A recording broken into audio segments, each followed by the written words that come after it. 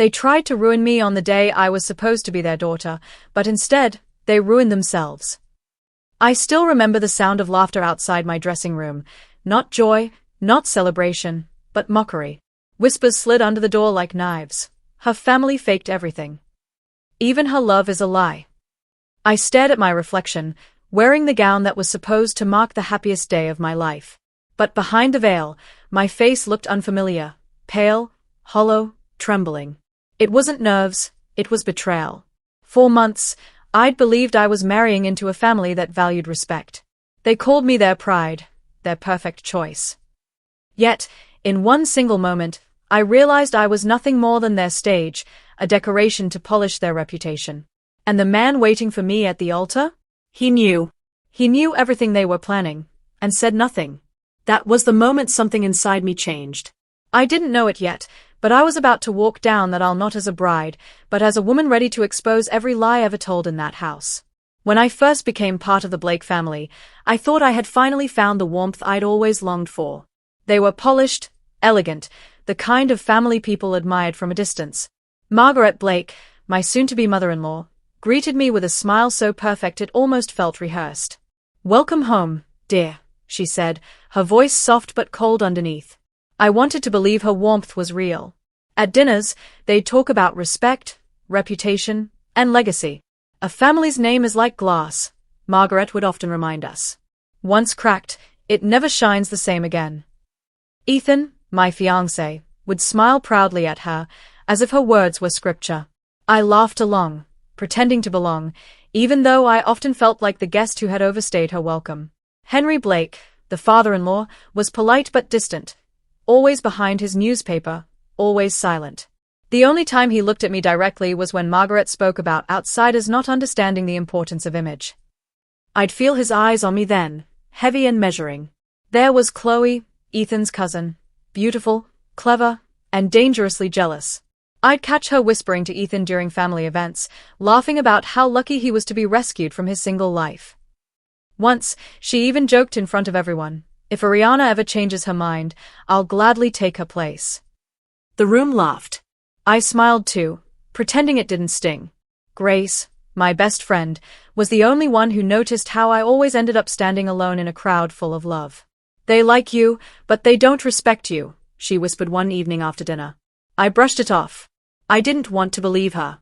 I thought if I just stayed patient, if I kept proving myself, they'd eventually see me as one of them.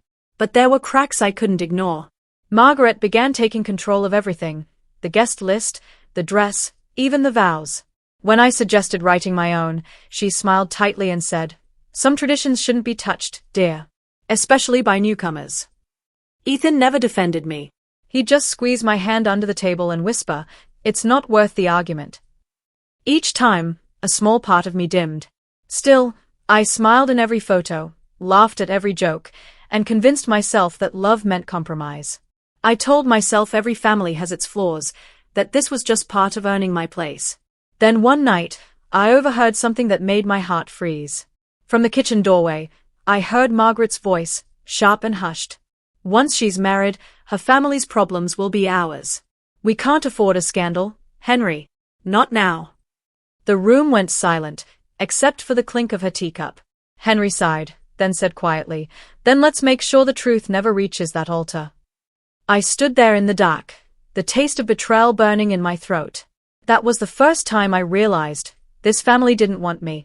They wanted my silence. It started with a whisper, small, sharp, and poisonous. 2 weeks before the wedding, I noticed how the tone in the Blake house began to shift. Smiles grew shorter, silences longer. Conversations stopped when I entered the room. I told myself I was overthinking, but deep down, I knew the truth. Something was being planned. It began with a misplaced envelope. I found it on the dining table, half open, filled with documents bearing my father's name, and the words "loan default" stamped across them in red. My heart dropped.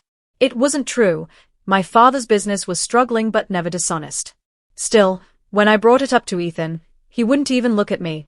"Just ignore it," he said. "My mom probably found something online. She worries too much." "But Ethan," I whispered, "someone printed this, someone left it for me to see." He sighed, rubbing his temple. Ariana, please. Don't make this a drama before the wedding. That word, drama, cut deeper than he knew. It meant my feelings were inconvenient. It meant my pain wasn't valid. A few days later, during a family brunch, Margaret raised her glass and said sweetly, "We Blakes believe in transparency, no secrets, no shame. Don't we, Ariana?" Her smile didn't reach her eyes. The room laughed politely. I froze, my fork halfway to my mouth. Chloe leaned closer and whispered, "Guess some people have more to hide than others." Everyone laughed again. Everyone except me. Ethan sat there, silent, pretending not to notice. After that, the attacks became subtle but constant. Margaret questioned everything, the flower choices, my guest list, even my dress. "A little too much sparkle," she said one afternoon, "especially for a girl who's already shining under so much attention." Her tone dripped with meaning. At night, I cried silently beside Ethan. I wanted to believe love would protect me, but his silence was louder than their insults. Then came the dinner that changed everything. Margaret invited a few close family friends, people of status. She introduced everyone with praise and pride. When she reached me, her tone softened. "And this," she said, "is Ariana, our lovely bride-to-be. She comes from a modest background, but she has big dreams." The word modest echoed through the hall like a crack in glass. I wanted the floor to swallow me. Grace, sitting beside me, gripped my hand under the table. Later that night, as guests left, I overheard Chloe laughing in the hallway. "She's so desperate to fit in," she said. "Poor thing doesn't even know Ethan's been doubting her family's story for weeks." My breath caught. "What did you say?" I asked, stepping out from the shadows. Chloe smirked. "Oh, come on.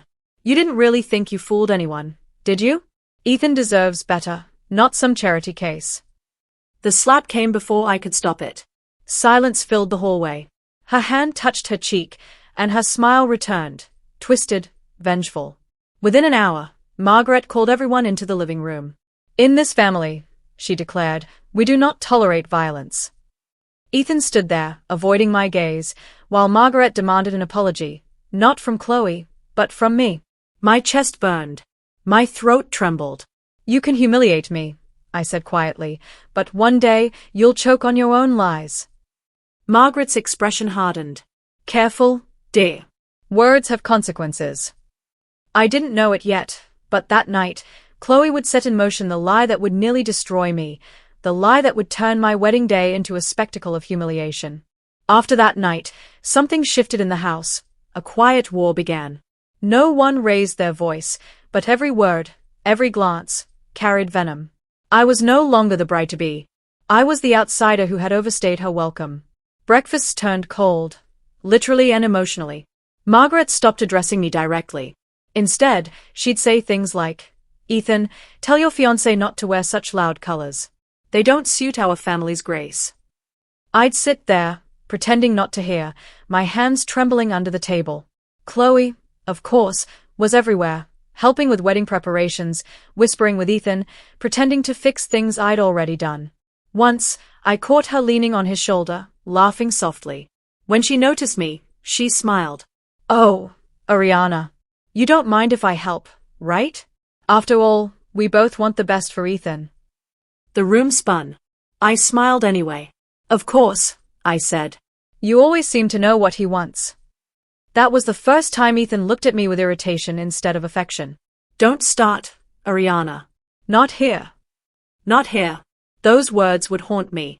Because not here became not now, and not now became never. At the engagement dinner, the humiliation grew public. Margaret invited half the city, business partners, family friends, people I barely knew. Everything looked perfect.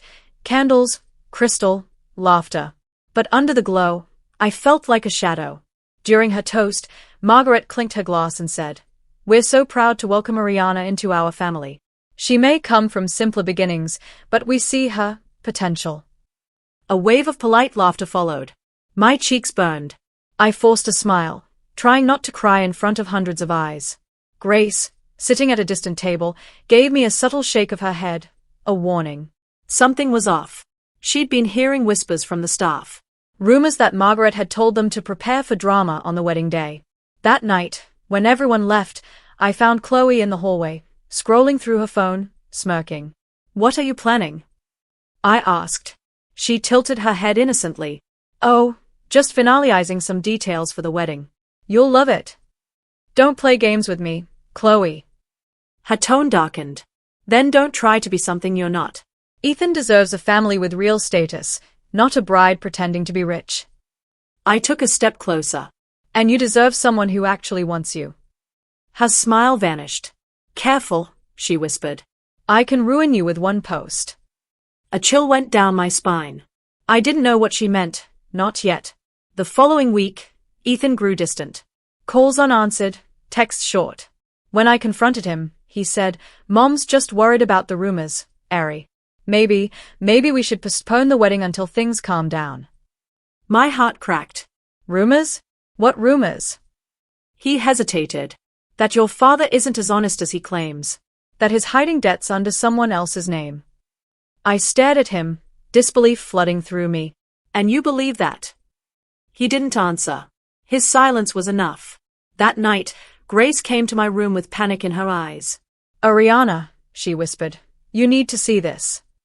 On her phone were screenshots, fake messages, forged documents, photos of my family's business labeled fraud. All traced back to one number. Chloe's. The air left my lungs. I sank onto the bed, shaking. "She's setting me up," I whispered. Grace nodded. "And she's not working alone."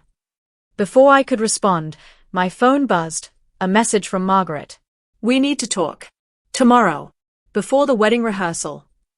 I stared at the screen, my heart pounding. Something was about to happen. Something that would destroy everything, or finally set me free. The morning of the wedding rehearsal, I woke up to silence, not the peaceful kind, but the kind that suffocates. My phone buzzed with messages from Grace, but I didn't check them. I couldn't. My heart already knew the storm had arrived. When I stepped into the Blake mansion, I felt the shift instantly. The warmth, the polite smiles, all gone. The staff avoided eye contact. Chloe's laughter echoed faintly from the hall, sweet and cruel. Margaret sat at the head of the dining table, elegant as ever, with a folder in front of her. Ethan stood by the window, pale, avoiding my eyes. Henry was there too, silent, as always. "Sit down, Ariana," Margaret said, her tone sharp and rehearsed. I obeyed, my hands cold. She opened the folder, sliding a few printed papers toward me. "I'm afraid we need to address something before this wedding continues." I glanced down, bank statements, business records, forged contracts. My father's name written in bold. Fraud. Embezzlement. My throat closed. "This isn't real," I whispered. "Where did you get this?"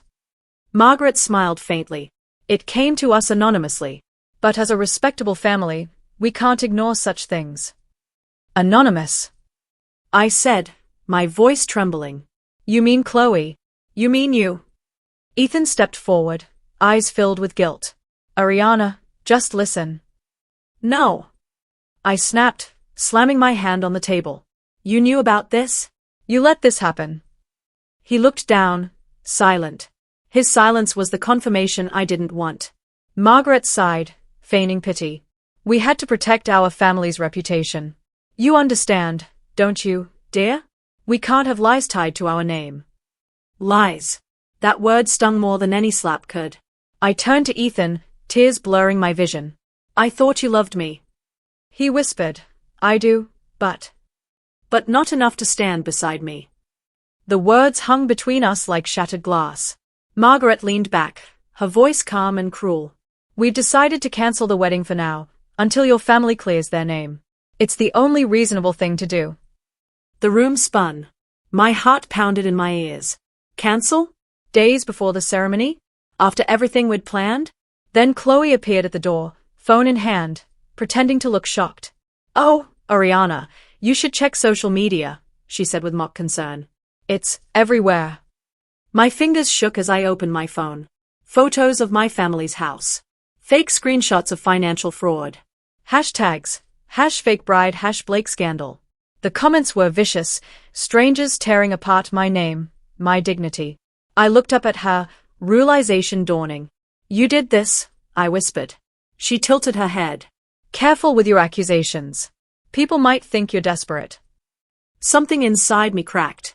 My body felt weightless, numb. Margaret stood, brushing invisible dust off her sleeve. You can leave quietly, or we can make it official, she said coldly. Your choice. For a moment, I couldn't move.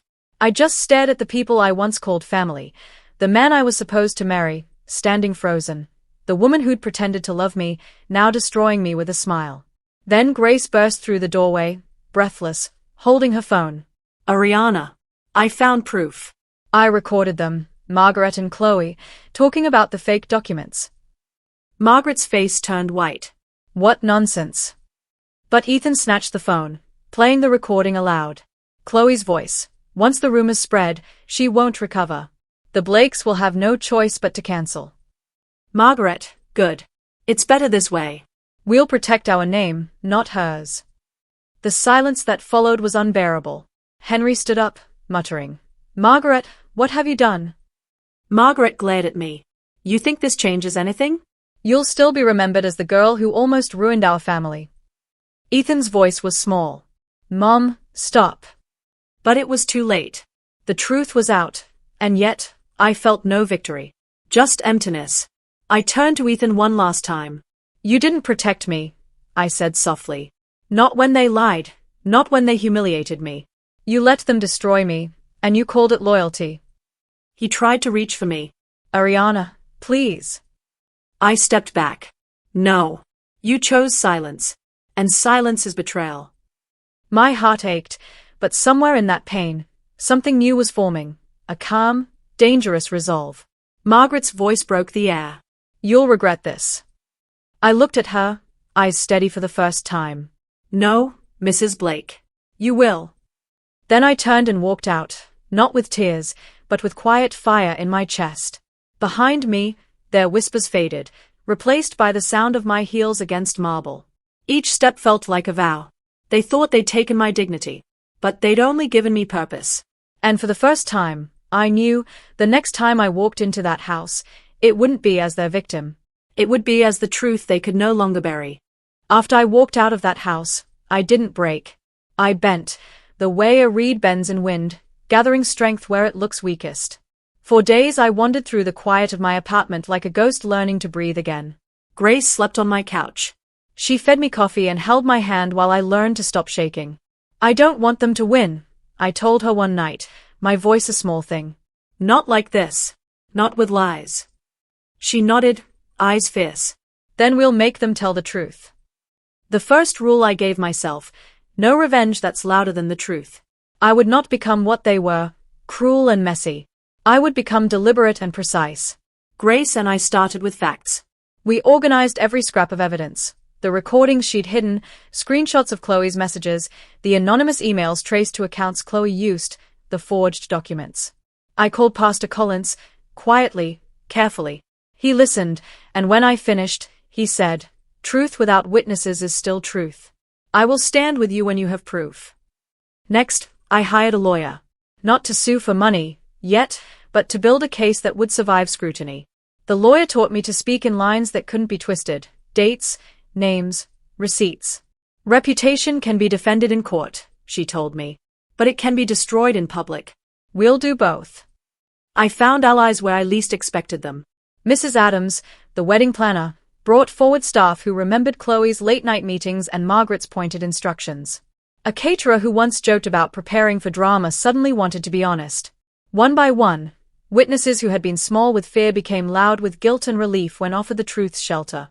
I learned to use their weapons against them, but only in ways that exposed their cruelty, never mimicked it. Chloe loved the spotlight. She loved gossip. So I crafted a counter-spotlight, a careful, public reveal timed to a night when the Blakes would be surrounded by the very people who value reputation above all else. There would be no slander, no rumors from my side. I would present documents, witnesses, and recordings. I would hand the press a timeline they could verify. I would invite people who had been lied to, business partners, family friends, the minister, and watch the house of polished mirrors begin to crack. Emotionally, I trained myself to be still. Every time rage rose, hot and blinding, I breathed until it passed and replaced it with a task. Call the accountant. Confirm the metadata on that document. Print the copy that proves the email was sent from Chloe's account. Practice my voice in the mirror until it sounded calm, not broken. There were moments I almost lost my nerve. I'd stand at the window and imagine Ethan's face, hollow and apologetic, and a part of me wanted to forgive, to crawl back to simpler pain.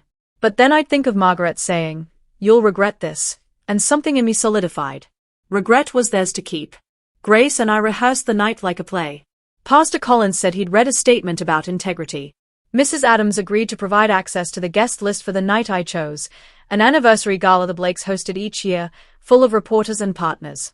The lawyer prepared a press packet. I prepared one sentence I knew I might need: "I am here for the truth." On the eve of the gala, standing in a borrowed dress that felt like armor, I looked at the small pile of proof on the table. It felt foreign and right at the same time. Grace squeezed my hand. "Are you ready?" she asked. I closed my eyes for a second, feeling the cold resolve like iron filling my veins.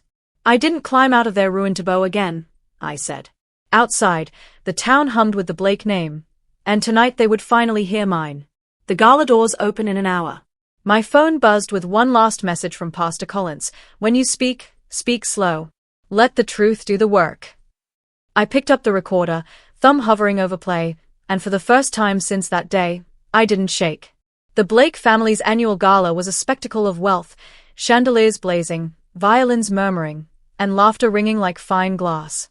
Cameras flashed as guests arrived, all eager to be seen with the town's most honorable family. I stood near the entrance, hidden in plain sight. My heart was steady, not calm, but deliberate.